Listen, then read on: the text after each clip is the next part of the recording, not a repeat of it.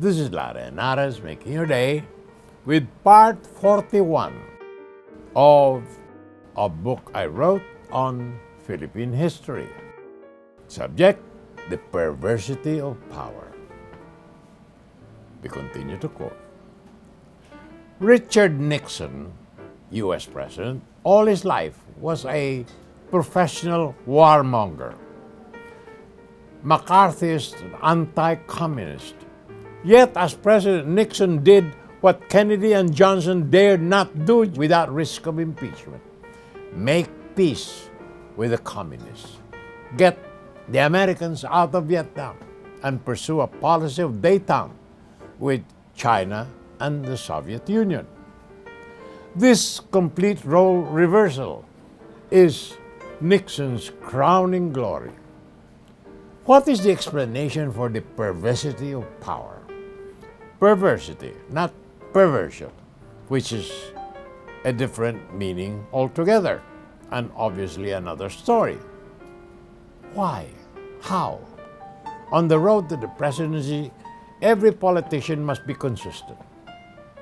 Elections are decided on issues that must be defined to provide clear-cut choices for the voters. In a sense, an election finds a nation divided between black and white issues. But when a political leader gets elected to the highest office in the land, he finds himself in a world of various shades of gray. He no longer feels the necessity of maintaining a public posture.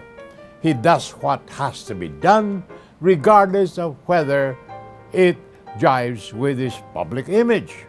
More than that, the new president realizes he cannot govern a divided nation. He seeks consensus and begins to consider himself president of all the people, not just those who voted for him. And that places him in a unique position of being able to do exactly opposite of what he stands for and get away with it. More about this after these messages.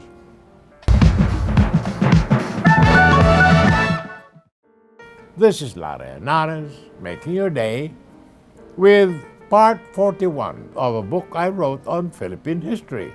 Subject, the perversity of power. Now, to illustrate, the voters of the United States may be considered divided in two irreconcilable camps: the warmongers who hate the communists and the peaceniks who would rather be red than dead. John Kennedy was voted into office mostly by the votes of the peaceniks. Yet Kennedy almost got his country into a war in his confrontation with Khrushchev over the Cuban Missile Crisis, the Bay of Pigs, the Berlin War, and Vietnam. If Nixon had done the same thing, he would have further polarized his countrymen and weakened his leadership during the crisis. The warmongers would have shouted, "Go to it, Dick!" But the peaceniks would have howled, "That son of a gun is dragging us into a war." But Kennedy, in his role reversal, had the entire nation behind him. The warmongers said, "Wow, he's singing things our way."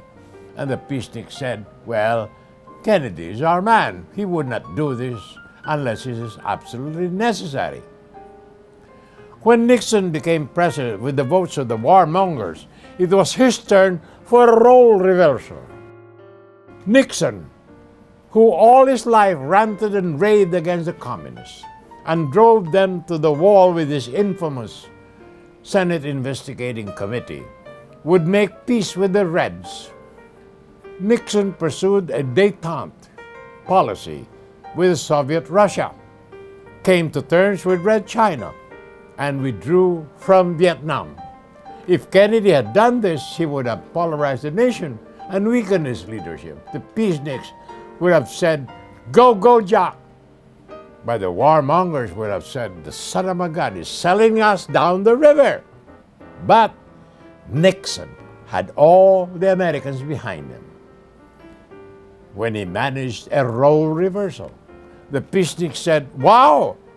At last he's seeing things our way." And the warmonger said, "Well, Tricky Dick is our boy. He must have a good reasons for doing this. The perversity of power, the same role reversal in the highest office, happened in the Philippines too. Manuel L. Quezon and Manuel Rojas spent most of their lives leading the ultranationalist Philippine independence movement. But when they became presidents, they behaved totally out of character. Unlike Sukarno and the rest of the Asian leaders who let their colonial masters fight their own battles in World War II, Quezon would opt to fight America's war and lead the Filipino people to suffer unspeakable atrocities as reward. Rojas, who set up the Bagong Katipunan and the NEPA to fight American economic imperialism, would in the end grant parity rights and military bases to American imperialists. More tomorrow, my dear friends. This is Lara Henares, making your day, saying good day, God bless you. Thank you very much for being with us. Till next time, hasta la bye-bye.